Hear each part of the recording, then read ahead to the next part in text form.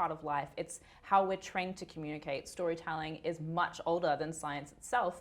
And to talk a little bit about a different way of telling stories, we've got an amazing guest today named Chase Guttman. Now, he has won numerous travel photography awards, and he also has over 50,000 subscribers on his Instagram account, where he travels all around the world taking photos of scenery and amazing places that most normal people would never get to visit. So welcome to the studio, Chase. Thank you so much for having me. This is great. So now you're a travel photographer. Tell me how you got involved in photography and why it's important to you. Yeah, I've been very blessed. My dad's a travel journalist, so since a young age I've been evaluating photographs and really understanding the culture of the world around me. I really got into photography by watching my dad photograph. It never really was like teaching me one-on-one, but it was like seeing like what like got people's reactions, what kind of images really engaged people, and that's how I learned photography. And then through him I was able to see so much of the world.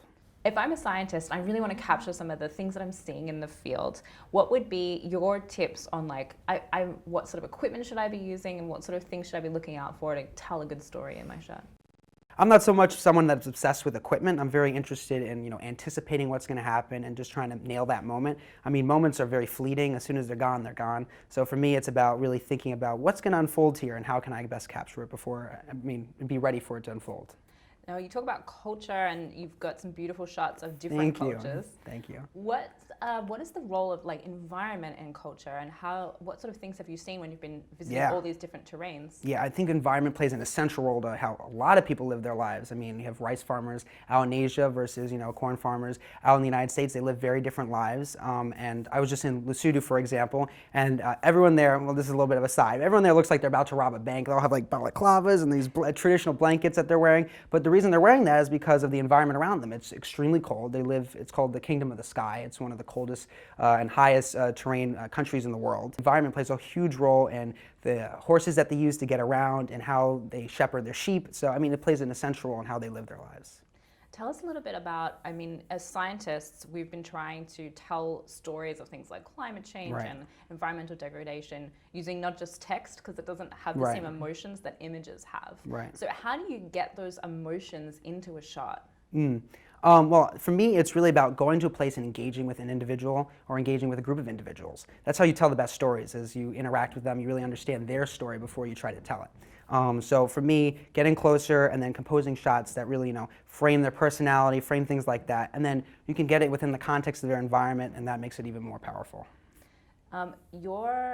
You've seen some amazing things. Thank you. We know that the world is changing. Right. How does it make you feel when you think that some of the things that you've taken photos of might not be there in like 10, 20 years? It's horrifying. It's absolutely horrifying. I mean, that's very important to me. That's why I love photography so much, is you can capture a moment in time, whether that's a really singular moment in time or a moment in the environment that we may never see again. So tell me a little bit about this photo here. Yeah, so that is actually an annual tradition. Every year in Union Square, New York City, right here, they have a bubble fight where they use bubble guns and everyone's shooting at each other. It's a lot of fun. And what the science that goes into this is there are a lot of different interesting lighting things that are going on here. So you got the midday sun that's kind of beating down, that's illuminating all the bubbles, and then you got very little light in the background, so that makes for a very nice contrast. What sort of role do you think that photojournalists have in telling and reporting the news? Yeah, photojournalism is so important in making sure people see light to very important issues all around the world.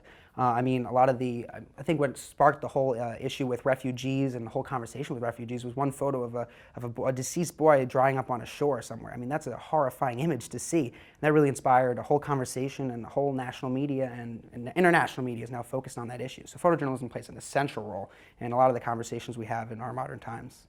And what would you say to someone who really wants to get involved in photography but has been a little bit apprehensive about their skills? It's something they've never done before. Yeah, I think you should just go out and photograph. If you're at first you're like shy with people, for instance, just go out and photograph small details that inspire you. Anything that really interests you about the world is the catalyst to get into photography. So for me, it was travel, and it doesn't have to be travel for everyone. It could just be any little historic thing or literature, or whatever really inspires you. That can be a part of your photography. Okay, well, thank you so much for joining us today. Absolutely. Thank you for having me. No worries. And if anyone wants to check out Chase's Instagram feed, the Instagram handle is? Chase Guttman, ChaseGuttman. So we'll have a link to Chase's website and his Instagram handle in the description below. Thanks for joining us, guys.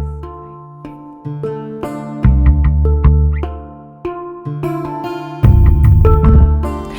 everyone, I'm Jayde Lovell, resident science nerd on the Young Turks Network. You're watching ScIQ and we know you don't want to miss an episode, so please click the subscribe button down below.